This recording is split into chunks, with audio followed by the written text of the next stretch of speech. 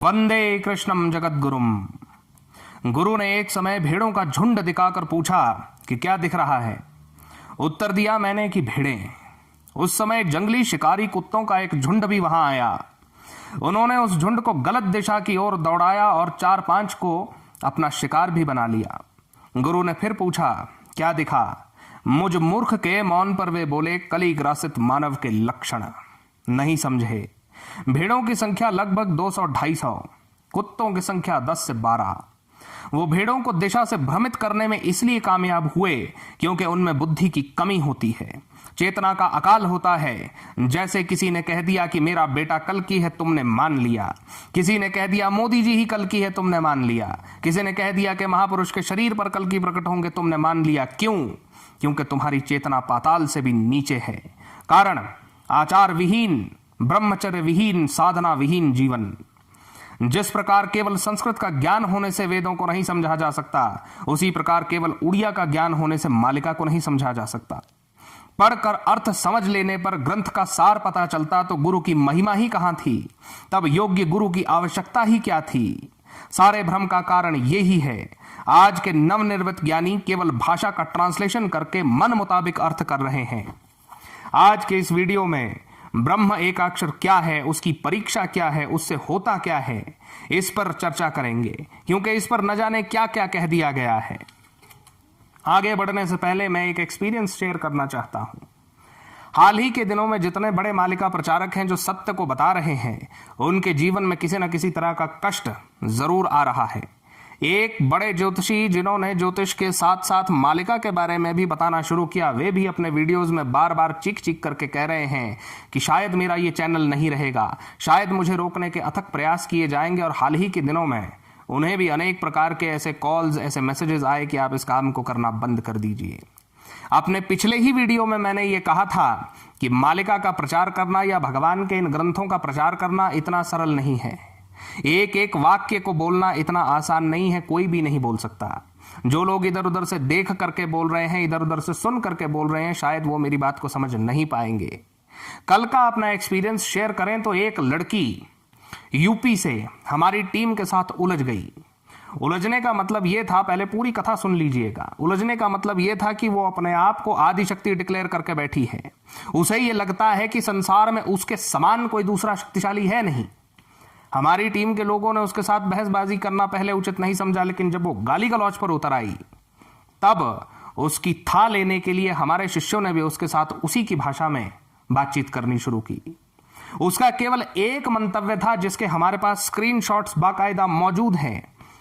उसका केवल एक मंतव्य था कि किसी भी तरह से इसके गुरु से मैं बात करूं, किसी भी तरह उस व्यक्ति से मैं बात करूं जो व्योम टॉक्स पर आकर के बोलता है, उससे अपने प्रति अपशब्द बुलवाऊं और अपशब्द बुलवा करके उसके सारे तप का मैं हरण कर लूं, ताकि वो भगवान के इस कार्य को रोक दे, वो कुछ कर ना सके। सुबह से लेकर के शाम 7 बजे तक वो लड़की निरंतर गालियां देती रही है। निरंतर उसका एक ही प्रयास था कि ये शिष्य किसी भी तरह से मुझसे तंग होकर के अपने गुरु को सामने करें और मैं जिस मंतव्य की सिद्धि के लिए आई हूं, मैं उसे पूरा कर सकूं। ऐसे में मैं आप सभी को यह बता दूं कि वो लड़की नहीं थी। उस लड़की के देह पर, उस लड़की की आत्मा पर कली का जितना शिकंजा है और कली के जिन दानवों का शिकंजा है, वो उससे अपने मन मुताबिक कार्य कर रहे हैं। उस लड़की का तो केवल चलता फिरता शरीर है। उसके मन में यह भ्रम पैदा कर दिया गया है कि वो ही आदिशक्ति है। और ऐसी आदिशक्तियां आजकल सड़कों पर बहुत घूम रही हैं। ऐसे नारायण और अच्युतानंद दास सड़कों पर निरंतर घूम रहे हैं।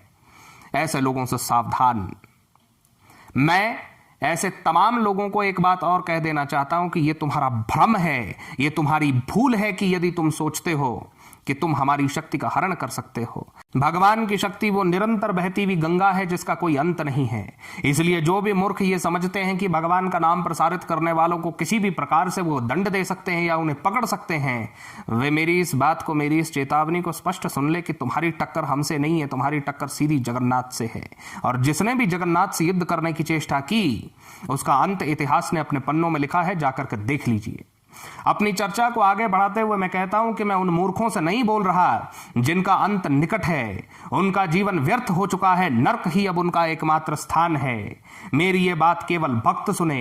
ये बात बहुत प्रसारित की जा रही है आजकल की जगन्नाथ श्री कृष्ण नहीं है, न जाने उन्हें क्या क्या बना दिया गया है। अपनी आंखें खोल कर देखो, जिस ब्रह्म पदार्थ को हर 12 वर्ष में एक मूर्ति से निकालकर दूसरी लकड़ी की मूर्ति में रखा जाता है, वो कृष्ण का हृदय है जो द्वापर में जला नहीं था।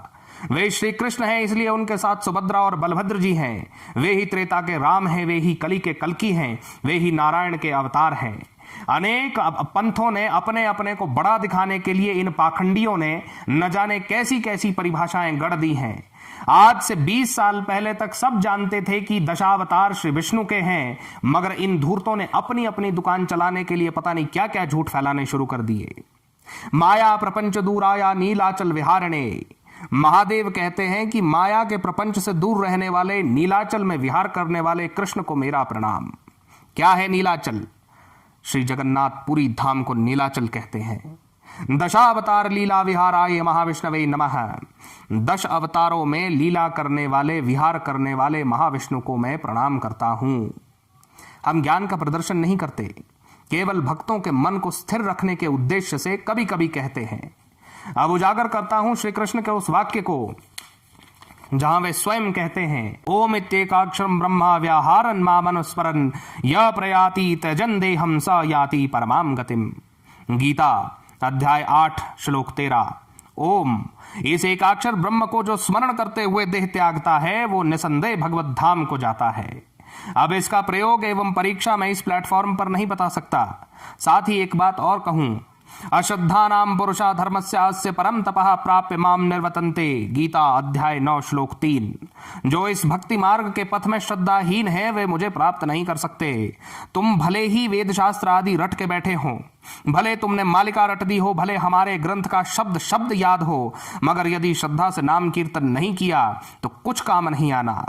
याद कर लो, यदि याद करना चाहते हो कि वर्ष 2023 में महाजल प्रलय होगा। इसी वर्ष के समापन से पूर्व आर्थिक मंदी, अन्न संकट त्राही मचाएंगे। लो, रट लो कि 1 जुलाई से 30 अक्टूबर के बीच संसार युद्ध में झुलसेगा। आंतरिक कलह में देश आपस में झुलस जाएंगे। एक समुदाय से दूसरा समुदाय टकराएगा। एक एक घटना याद कर लो। स्मरण रहे, इनमें से कौन सी त्रासदी में तुम निपट जाओगे ये मालूम नहीं। जितने श्वान भौंक रहे हैं कि कुछ नहीं होगा, कुछ नहीं होगा, उन नीरवीर कौरवों को छोड़कर नाम जप में मन लगाओ, अन्यथा जिस समय त्राही मचेगी उस समय तुम्हारे पास हाथ खड़े करके रोने के अलावा कोई रास्ता नहीं होगा। इन्हीं शब्दों के साथ मैं उन मूर्खों से स्पष्ट वचन कहता हूं, बल्कि मैं सभी लोगों से एक स्पष्ट वचन कहता हूं कि 2 धुरियां बन चुकी है नॉर्थ और साउथ की। बीच में कुछ नहीं है। या तो आप भगवान में विश्वास करते हैं, या तो आप भगवान में विश्वास नहीं करते हैं। अब धुरियां बनने का समय है। समझ लीजिए इस बात को। जो मूर्ख ये कह रहे हैं कि कुछ नहीं होगा, कुछ नहीं होगा, कुछ नहीं होगा, मालिका उनके बारे में स्पष्ट है कि सब कुछ मुंह के सामने हो जाएगा, लेकिन निर्वीर कौरवों के उस महासभा को कुछ दिखाई नहीं देगा। अब ये आप लोगों पर है कि आपको अपने आप की गिनती किस तरफ करवानी है। इन्हीं शब्दों के साथ जय मां आदिशक्ति, जय श्री जगन्नाथ।